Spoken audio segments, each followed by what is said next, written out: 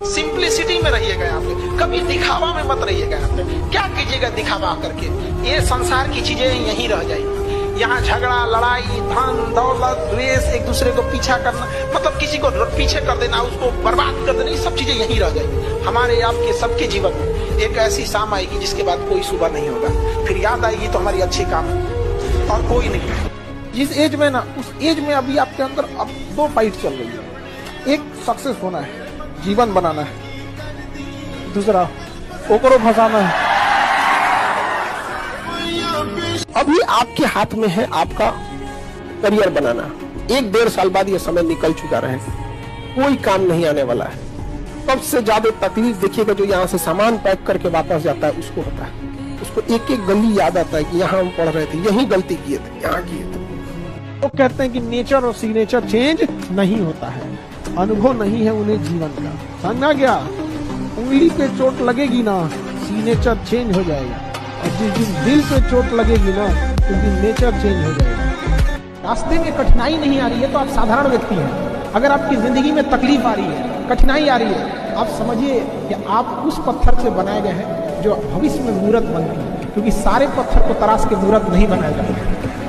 तो जितने लड़के हैं या लड़कियां हैं, अगर लाइफ में मुसीबत आ रही है ना, तो अपने आप को एक बार अकेले में जाके ना कि हम उन पत्थर में से जो भविष्य में मूर्त जरूर बनती है। आपको संघर्ष करना पड़ेगा।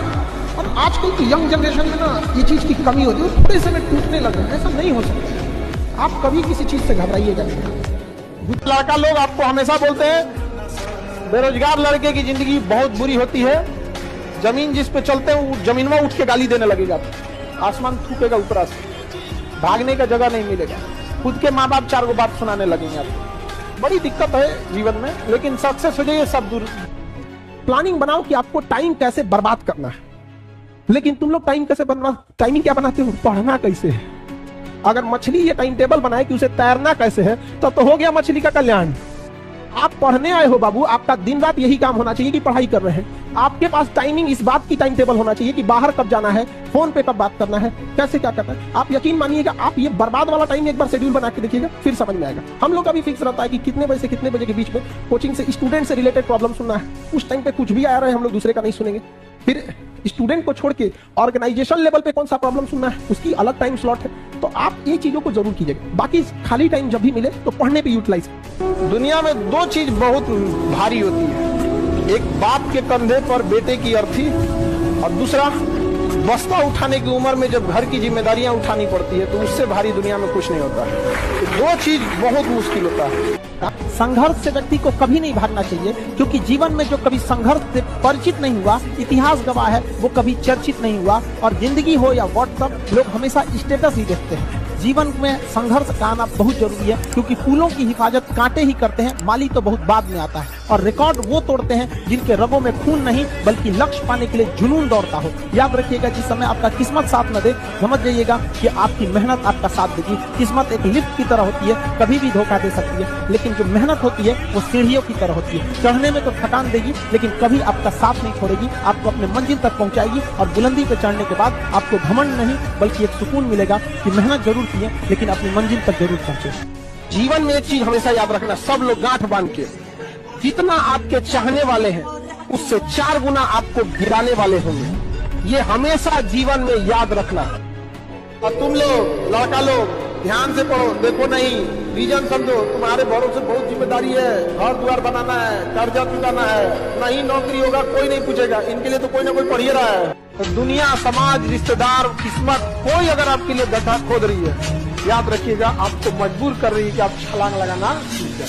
तो खोदो गड्ढा, गड्ढा खोदा तो छलांग लगाओ, पैर पकड़ा तो लात चलाओ, वगैरह नहीं कीजिएगा। याद रखिएगा, जो आपको बनाया है वही बिगाड़ सकता है आपको, अदरवाइज में कोई नहीं बिगाड़ सकता आपको। माँ बाप अगर चाहते तो बचपने में बिगाड़ देते आपको, नहीं पालन पोषण करते, ऊपर वाला भेजा है ना, वही बिगाड़ सकता है। बाकी इन लोग के रास्ता रोकने से कुछ नहीं होने वाला है। रात कितनी भी बड़ी क्यों ना हो, सुबह होने से नहीं रोक सकती। ज्यादा सबको समझाने की भी कोशिश मत कीजिएगा, क्योंकि ट्रक का माल टेम्पो में लोड नहीं होता।